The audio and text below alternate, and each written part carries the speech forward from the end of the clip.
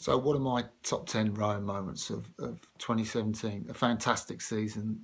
Here they are, unforgettable. Tom Barrett, the British single sculler, burst on the scene from nowhere, fourth in the British trials, 13th in Lucerne at the World Cup just before the World Championships. Yet in Sarasota, he was just peerless, sculled along at 34, really took advantage of the conditions, and in the final, sensational the way he sculled that well judged race behind the giants of Andre Sinek and Angel Fournier Rodriguez.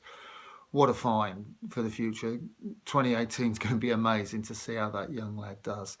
But it was a fantastic season for Tom Barrett. That's my number 10.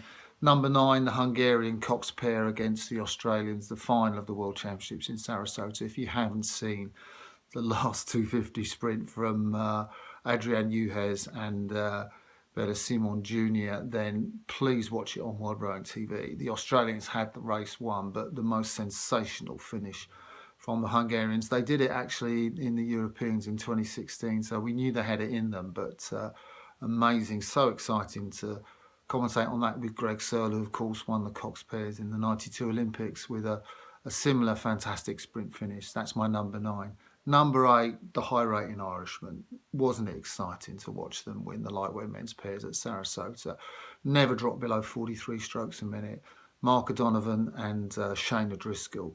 Sensational. Coaches say you've got nowhere to go at the finish, so be conservative with your rate. But of course, they just went from 43 to 46 strokes a minute when they were under pressure at the finish. It was amazing to watch, a joy to watch, to see that a crew rowing like that could win races. So that's my number 8.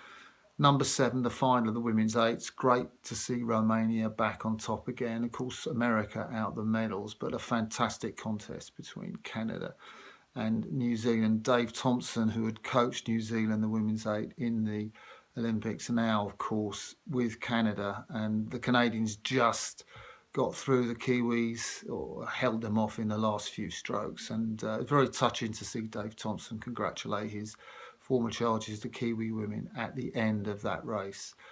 That's what our sport's all about. So that's my number 7. Number 6, again, another Romanian win. 2 youngsters this time, Lahatchi and Balaega from the Romanian lightweight women's double. They came fourth in Lucerne. They went to the under-23s, won that, and produced a sensational scull to really hold off the charging New Zealanders and McBride and Kiddle. I bet they're still kicking themselves that they perhaps left their charge too late. But the 2 young Romanians arrived on the scene. Great for the sport, and really, really tremendous contest to commentate on. Loved it. So that's my number 6. Number 5, the Aussie men's 4. Tremendous season from Hicks, Turin, Hargreaves and Alex Hill in the stroke seat. They were fantastic in Poznan. Brilliant when they took the field apart there. Amazing when they went into the 8. More of that later at Lucerne.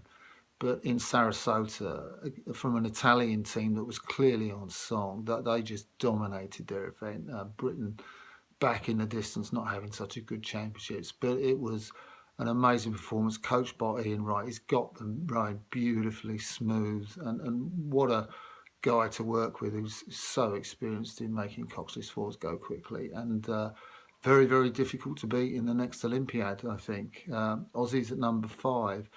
Number 4, another Southern Hemisphere crew, Kerry Gowler and Grace Prendergast from New Zealand, the women's pair. For me, that performance in Poznan, where they broke Stanley and Glover's world's best time of 6:50, the British set that in Amsterdam, really fast conditions. It wasn't as quick, I thought, in Poznan, but for the Kiwis to go 6:49.8, that was fantastic. And they had a fantastic season, of course, untouchable in every single event they raced. What a prospect for 2018 too. That's my number 4. Number 3, well, the German and Australian eights final at Lucerne. It was the most sensational race because the Aussies were nowhere as the 8 in Poznan, but you put the 4 into that 8 for Lucerne and they went head to head with the Germans. And it was so cool in the last 300 or so metres, where the Germans were just under so much pressure from the Australians. Hannes Ocek, the stroke man, kept his cool and just moved the Germans out. That race had everything, really exciting. myself and Greg Searle to commentate on in the commentary box. So number 2, of course, it has to be the Italian men's pair. That was one of the most sensational races. The Croatians, the Sinkovic's, just led out, rowing beautifully in their switch from the double, but the Italians, Matti Lodo and Giuseppe Vicino from Napoli, were just so passionate. They knew they were going to have to row the Croatians down. And of course, in the last 300 metres, the Italians were looking around every single stroke. The coach tells you to keep your eyes in the boat, but those two, for motivation, were looking out. They were gaining a centimetre, 2 centimetres stroke on the Croatians, and they just rode them down. And Sarasota, brilliant finish, fantastic and exciting. So what could top that? For me, it was Robbie Manson taking the world record in the single sculls in Poznan. He was just sensational there. Rode over at 38 strokes a minute. Really the new way to scull, I think. Set a new standard.